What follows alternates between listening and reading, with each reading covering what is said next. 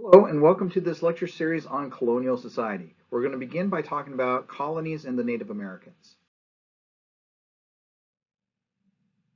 As time moved on, the English colonies differed greatly from the other European nations and their colonies in the Americas.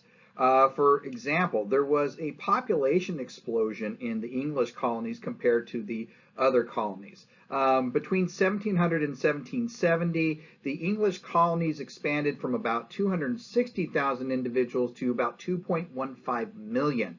Comparatively, over that same time frame, the French colonial possessions in the Americas had approximately 15,000 Frenchmen and expanded to about 90,000, right? Significantly less, right?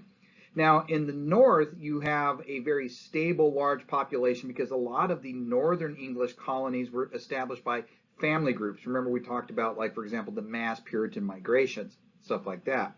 In the south, the colonies grew slower. There were still massive amounts of immigration, but it came from different sources, right? In the South, you had a larger amount of indentured servitude, people coming to America, getting their way paid for in exchange for, well, the typical contract was 7 years of their life as a labor. And then, of course, African slavery, right? You also had African slaves that were started being brought in.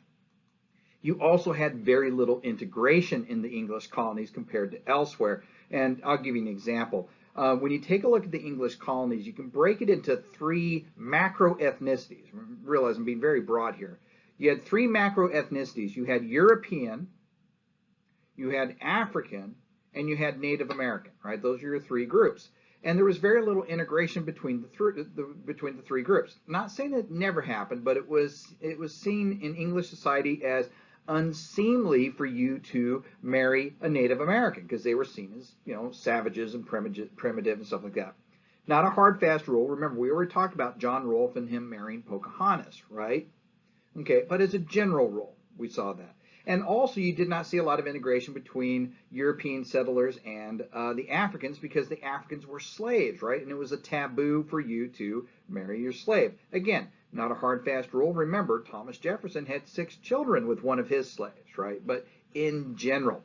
So there's very little integration. When you compare that to, say, like, for example, Spain, New Spain, I should say, there's a lot more integration between the Spanish and the local populations and the African populations that ended up there as well, because you just don't have those stigmas in place.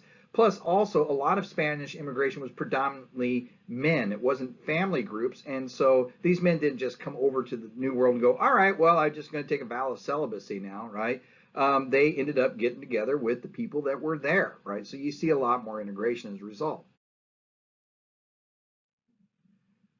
When you look at the Native American and the colonists' relationship with each other, it's generally not good. I mean, yes, there are some examples of trade and cooperation.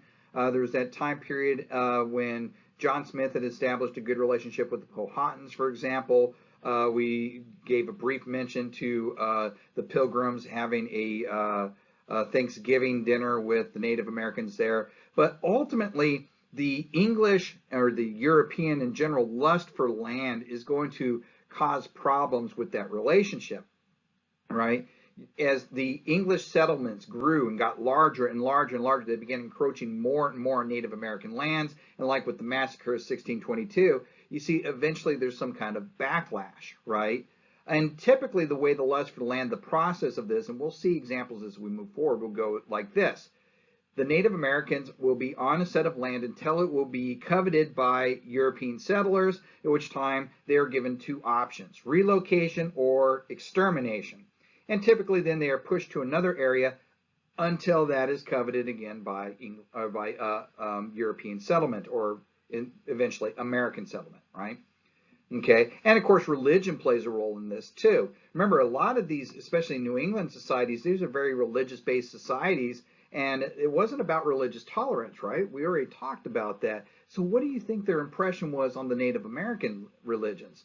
Absolute paganism, right? And in some cases, like in New England, it's going to lead to war. Religious differences are going to cause conflict between the New England settlers and the Native Americans in that region actually very early on. Matter of fact, Pequot Indians will begin attacking English settlements in New England as early as 1637, just 7 years after the establishment of the city upon a hill, right? But in 1675, a leader of the Wampanoag named Metacom is going to begin systematically gathering allies and attacking New Englanders with the intent of completely getting them out of New England entirely. And he's almost going to succeed. Now, he's called Metacom, and sometimes he's referred to in some of the source materials Metacomet, and sometimes he's called King Philip, hence the name King Philip's War. Okay, but Metacom is going to gather allies, including not just the Wampanoag, of course, but the Nipmunks, the Potumkuts, the Narragansetts, and the Abenakis nations. And beginning on June 24th, 1675, he's going to begin attacking New England towns and absolutely laying them to waste. Right, just to give you a feel for how aggressively they were attacking the New Englanders, here's just kind of a sequence of events. Right, they attacked and nearly destroyed the towns of Middleburg, Dartmouth, Plymouth, and Minden in July. In August, they razed Brookfield. Springfield, Hartford, and Northampton were attacked in October. And then across the winter, they attacked the towns of Patuxent, Lancaster, Medford, Groton, Longmeadow, Marlborough, Simsbury, and Providence, Rhode Island was actually left with not a single building left standing. It was literally eradicated from the map, right? This is the current capital of Rhode Island, to put this in perspective, okay?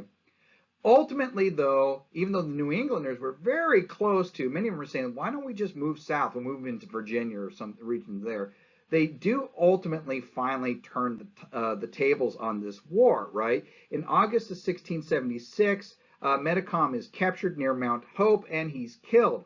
Once he does that, the Confederation, his allies, it kind of falls apart, and the New Englanders begin to exact a sense of revenge, really, on them, and begin a very systematic attack on the Native American towns, and specifically their food stores, so that they would starve in the wintertime, right?